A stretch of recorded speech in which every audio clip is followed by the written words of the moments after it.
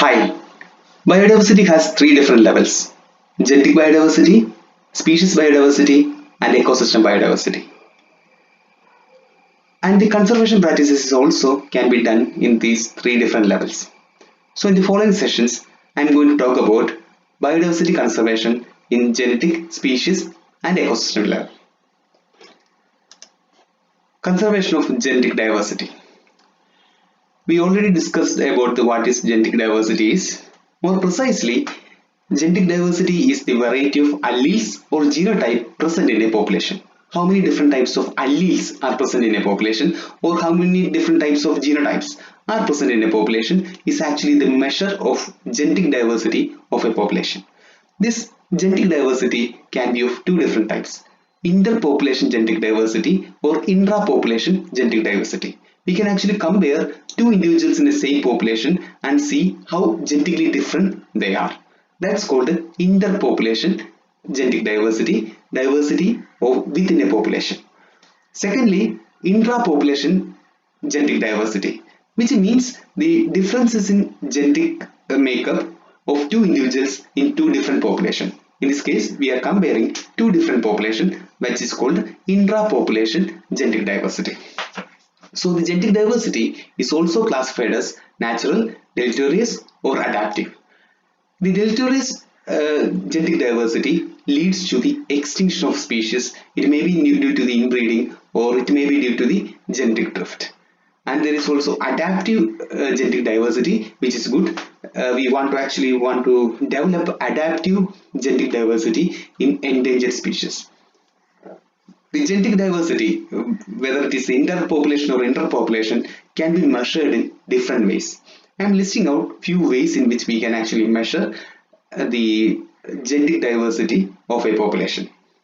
We can actually calculate frequencies of genotypes or alleles. The genotypic frequencies or allelic frequencies are a representation of genetic diversity.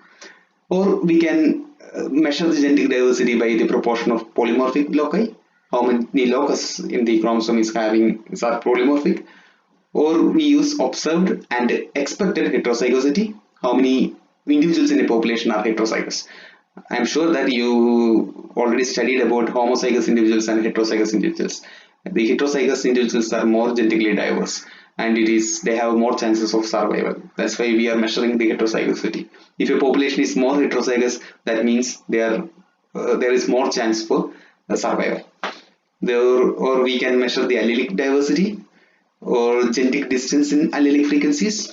Finally, Reich's fixation index or FSD. So we can actually use these techniques to measure the genetic diversity in a population. These all are telling the same aspect, how much diverse the population is. We can use either this method or combination of these methods to measure the genetic diversity of a population. So what is the use of genetic diversity? I would like to emphasize on the importance of genetic diversity. For the conservation practices, we want the population should be more diverse. If the population is more genetically diverse, the chances of survival is high. So in most of the endangered animals, they are going to extinct just because they don't have enough genetic diversity. We know so many animals are going to extinct in near future, like cheetahs. The African cheetahs are going to extinct because the population is not having that much biodiversity, genetic diversity. The population is more homozygous than heterozygous. So because of the accumulation of recessive alleles, the death rate will be high. Diseases will come to these individuals very fast, so they are going to die. So in order to have a sustainable development and conservation of biodiversity, genetic diversity is the key. For the survival of a population, genetic diversity is essential. So high level of genetic diversity within a population ensures genetic sustainability and long-term persistence. If a population is having high level of genetic diversity, chances of survival is very high. Then next implication of genetic diversity is the adaptive potential. If the genetic diversity of a population is high, it can adapt to different conditions, maybe different climatic conditions or different food conditions, or if a disease came, if the population is very heterozygous, few members of this population will be able to adapt and survive. So adaptive potential of a population is depending on genetic diversity as well as population size. So both are important actually. So for the conservation practices, if you want to conserve a species, that species should have high level of genetic diversity and high population size. So if the genetic diversity is low, what happens? It leads to the inbreeding and the genetic drift, which will eventually leads to the extinction of a species. So high level of genetic diversity is desired for the conservation practices. Genetic diversity also reflects evolvability and adaptive potential. So if the genetic diversity for population is high, there is a chance of evolution of one species to another species. So evolvability is high when genetic diversity is high, and adaptive potential, the potential of an organism to adapt to different conditions, is also high when genetic diversity is high. So genetic diversity is a requisite for evolutionary adaptation, and adaptation is the key for the long-term survival. If the organism as a population is able to adapt to different conditions, the chances of survival is very high. Aspects of genetic diversity. Genetic diversity can be seen in three different ways. First one, the diversity within an individual. Secondly, between individuals, diversity difference between individuals, or the diversity between individuals and the local environment. So those are the three aspects of genetic diversity. First one we called heterozygosity. So that's a diversity, genetic diversity within a individual of a population. So we are not considering two different individuals or something like that. We are taking single individual and we are looking into how genetically diverse is the individual. As I said before, if the individual is having more of the same alleles, they will be homozygous, the chances of survival is low. But if they have two different alleles for the one gene, what happens? They will be more heterozygous and the chances of survival is high. So first aspect of genetic diversity is heterozygosity. It is within an individual. We are asking how much heterozygous is the individual is. If the individual is more heterozygous, chances of survival is high. If the individual is homozygous, more of homozygous genes, what happens? The chances of survival will be very low. Second level aspect is genotypic diversity. The genotypic diversity, we are comparing two different individuals in a population to see how different they are, and it is actually promoting high level of genetic diversity between individuals, actually promote population density. If the genetic diversity is high, they will get adapt to different conditions, and by this adaptation they will be able to reproduce more, and they will be getting fit into many conditions, so they will survive more. So the population diversity is actually depending on density, is actually diversity and this density is actually depending on the genotypic diversity. Finally, local adaptation. Local adaptation is the diversity of an individual to the local environment. It is actually measured with the adaptation potential, which also indicate the long-term survival of a species. There are different ways to represent this genetic diversity. One way is to species genetic diversity correlation. As the name implies, it is actually studying the relationship between the species diversity and the genetic diversity. You already know what is the species diversity is. Species diversity means the diversity of all species. How many different types of species are there? Okay, genetic diversity is within a species. So the correlation between the species and genetic diversity is described as relationship between the species diversity and intra-population genetic diversity. So we usually say it is SGDC. SGDC can be a positive value or negative value. If SGDC is positive, which means if you your conservation practices are trying to increase the species diversity, if you are focusing only on species diversity, if the SGDC is positive, what happens? It also leads to the increasing the genetic diversity. Vice versa. If you are focusing on genetic diversity, a positive value of SGDC is there. So what happens?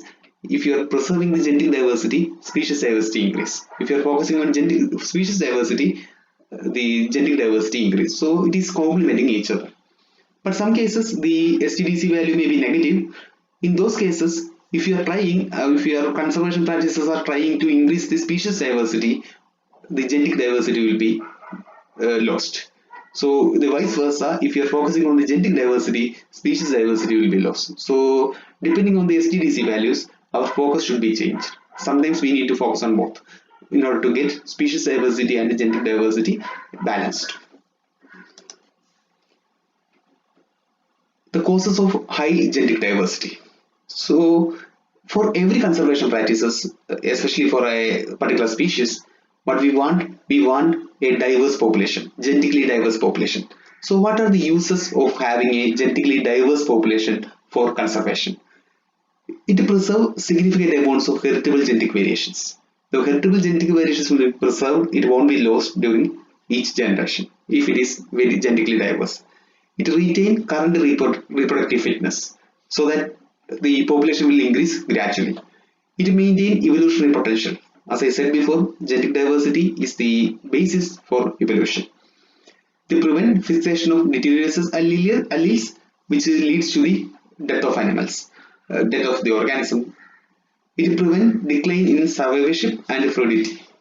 Because of the accumulation of heterozygosity, the organism has more chances of survival, and if the homozygous genes are getting accumulated, it won't be able to survive that much.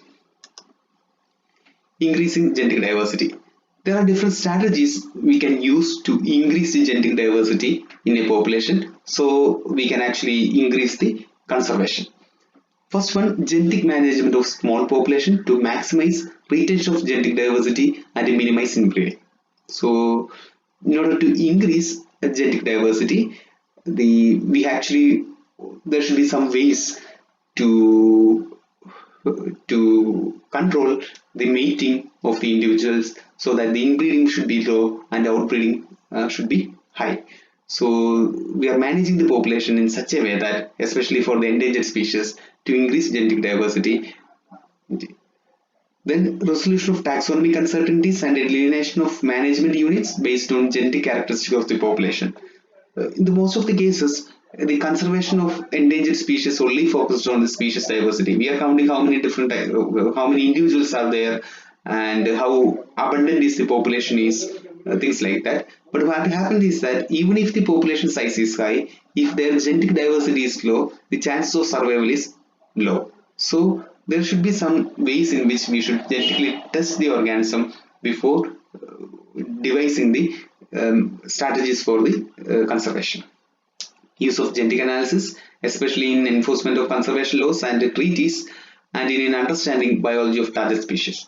So there should be more studies should be done on genetic diversity of all organisms, especially for the endangered organisms, and for the law enforcement and everything. Sometimes the hunters will kill some of the endangered animals, and it is very difficult to find which animals get killed once it is cleaned and made into meat. So the techniques like RFLP and RFPD, DNA fingerprinting, can be used to identify and strengthen the law for the implementation of or the execution of these types of crimes.